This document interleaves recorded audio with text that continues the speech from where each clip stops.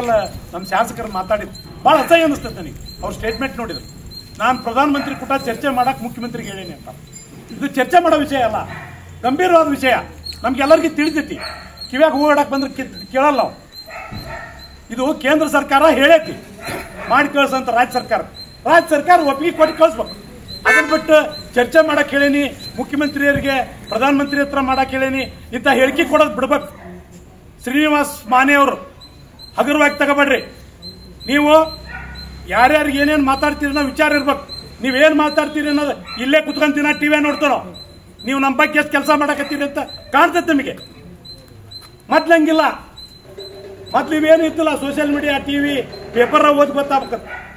ಬೆಂಗಳೂರ ನೀವು ಏನು ಕಡದ್ ಕಟ್ಟಿ ಆಗ್ತಿ ಅಂತ ಇಲ್ಲಿ ಕೂತ್ ನೋಡ್ತೇವೆ. ಅದಕ್ಕೆ ಬಹಳ ವಿಚಾರದಿಂದ ಕೆಲಸ ಮಾಡ್ರಿ. ನಮ್ಮ ಬಗ್ಗೆ ನಾವೇನು ಕೇಳಕತ್ತೇವಿ ಈ ಬೇಡಿಕೆ ಬಗ್ಗೆ ನೀವು ಅಲ್ಲಿ ಮಂಡಿಸ್ಬೇಕು.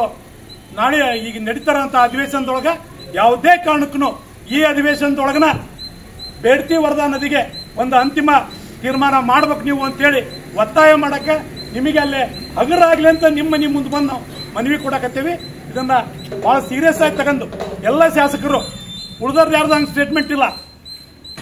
ನನ್ನ ವಿಚಾರ ಇಷ್ಟ, ನೀವು ಮಾಡೋದನ್ನ ನಾವು ಅಷ್ಟು ನೋಡ್ತೇವೆ. ಅದಕ್ಕೆ ದಯಮಾಡಿ ನಮಗೆ ಏನಾರ ಹೇಳಿ ಉತ್ತರ ಕೇಳಿ ಕೈ ಬಿಟ್ರೆ ನಮ್ಮ ರೈತರು ಯಾರು ಮೂರ್ಖರಲ್ಲ, ಭಾಳ ಜಾಣರಾಗ್ಯಾರ.